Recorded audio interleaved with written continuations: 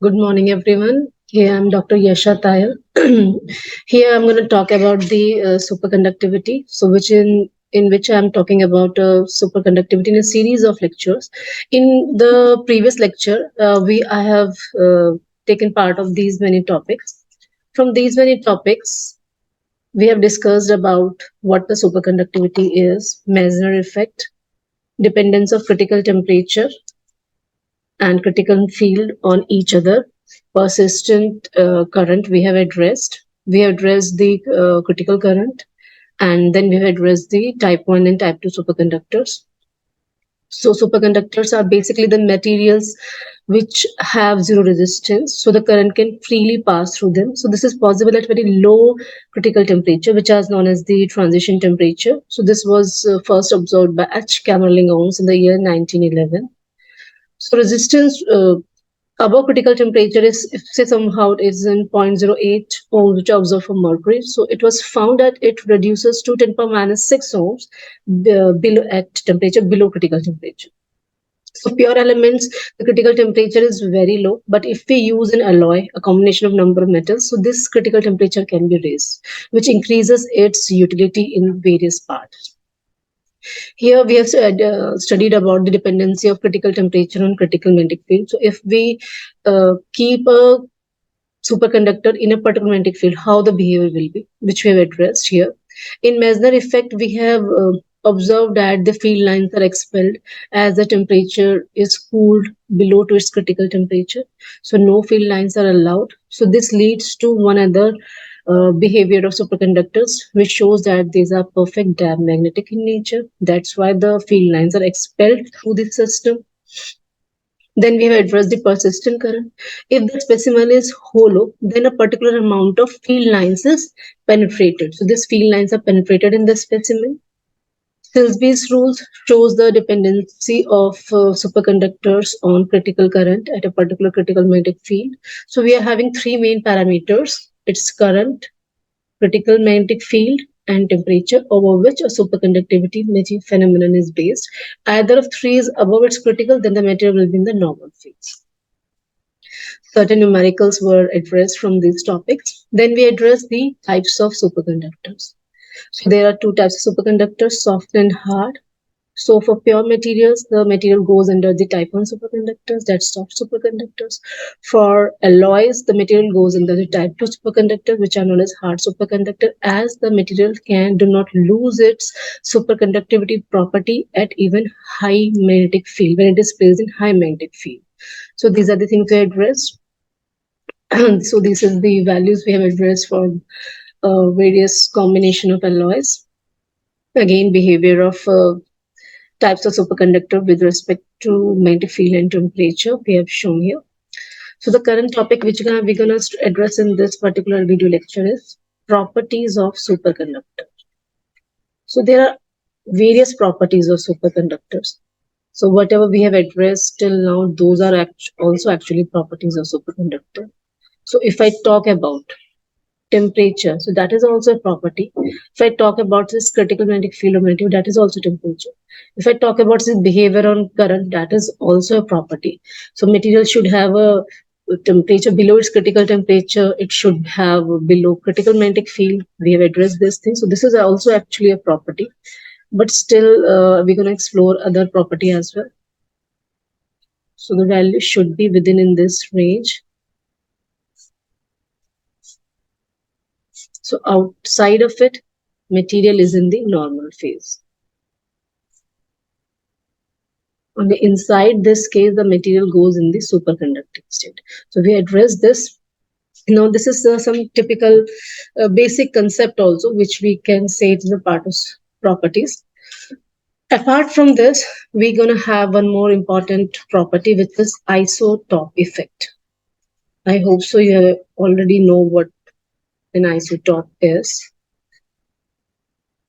So we're going to have elements with different isotopic mass, the same elements, then with the same number, atomic number. These are known as isotopes. So for certain such type of materials, if their atomic number is same but their mass is varying, so their critical temperature will also vary. So this was observed for mercury is a very common example. Mercury has isotopic mass, which varies from 19.5 atomic mass unit to it varies mass varies to 203.4 atomic mass unit. So we found that the critical temperature for mercury varies at 4.185 Kelvin to 4.146 Kelvin.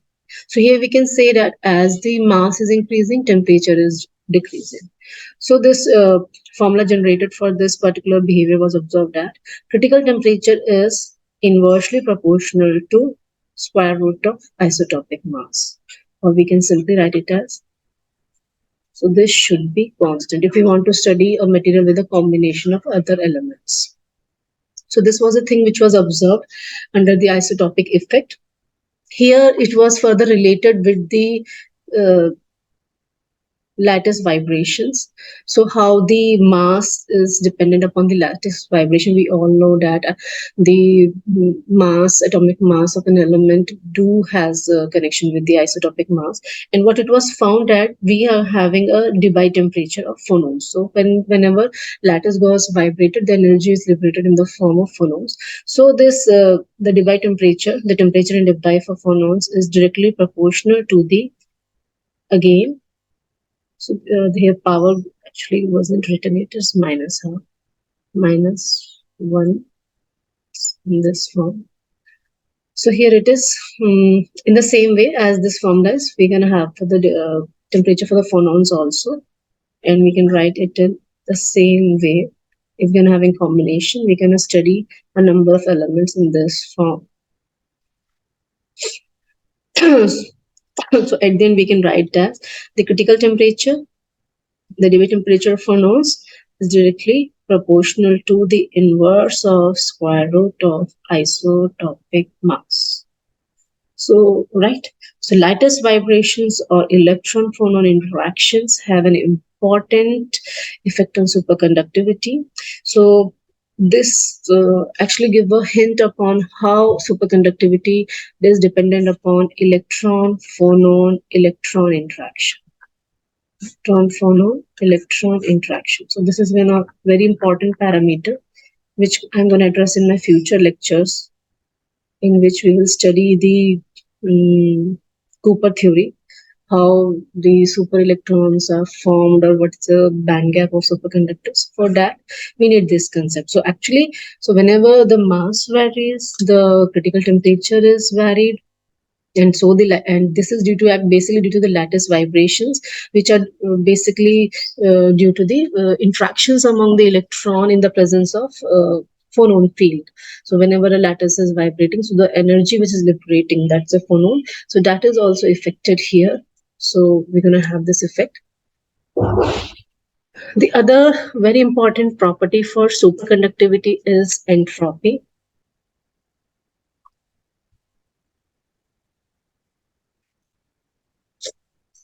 Entropy for superconductors, as we all know that super electrons are having zero resistance, which means definitely the uh, electrons which are below critical temperature, we actually term them as super electrons. So these electrons will be highly ordered. So when they're highly ordered, so entropy will be reduced. So if I'm going to plot the graph in between temperature and entropy per unit volume.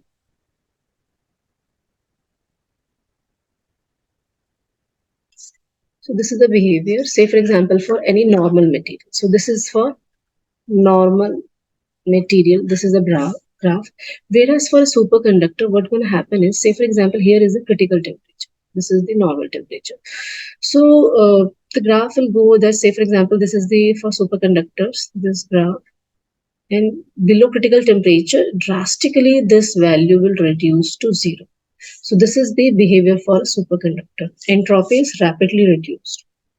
For normal materials, the temperature does not drop so high. So we're going to have this kind of graph. So for superconductors, entropy reduces drastically.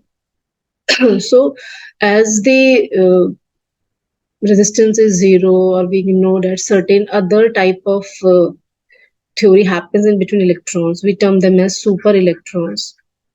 So classify in the terms of super electrons and your normal electrons. I'm going to classify here the theory of entropy in this term: normal electrons and super electrons. So the formula for entropy for super electrons and normal electrons, as be the symbol for entropy. So for normal electrons entropy minus the super electron entropy is equal to minus mu naught Hc delta Hc by delta T.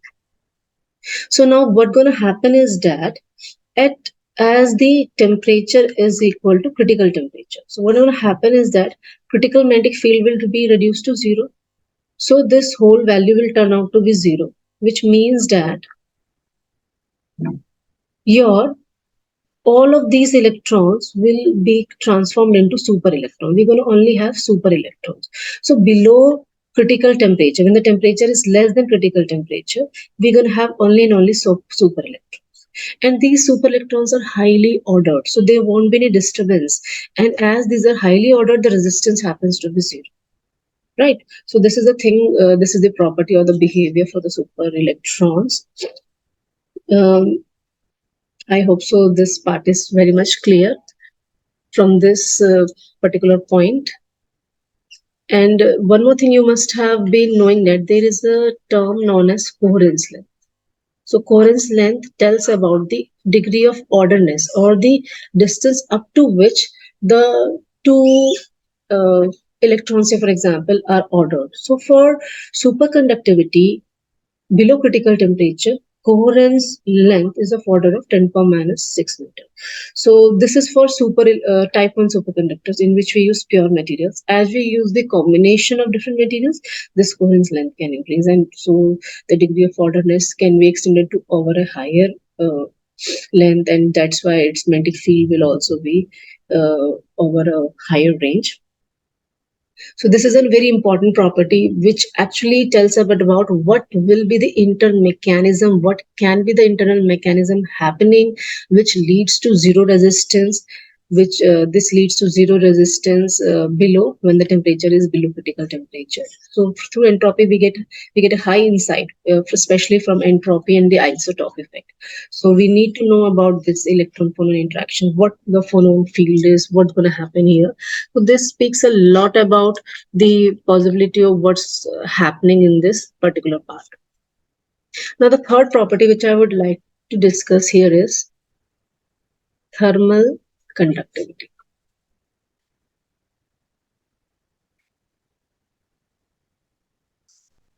So thermal conductivity, which all know that this is the property which tells us about that how much energy can be transformed from one part of the system to others. But definitely, as the resistance is 0 for super electrons, which this will show that the thermal conductivity will be less for super electrons. So say for example, this is a graph of a normal material,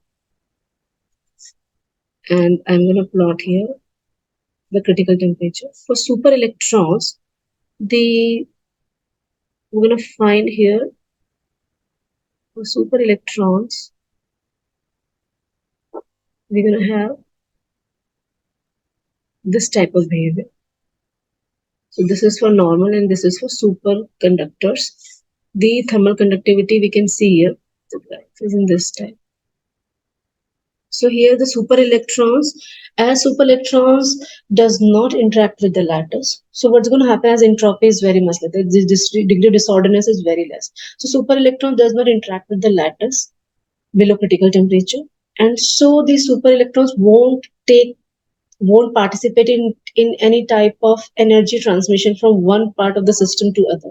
So this will lead to very low thermal conductivity for super electrons, definitely below critical temperature. So because above critical temperature, there is no question of super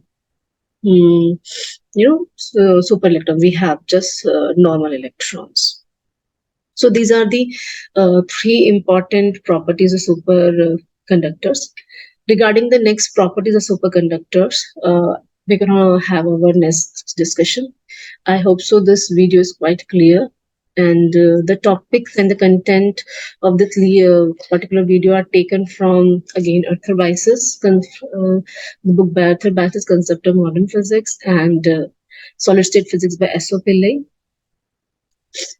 Thank you so much for patiently watching this video. I hope so the content is found useful to you all.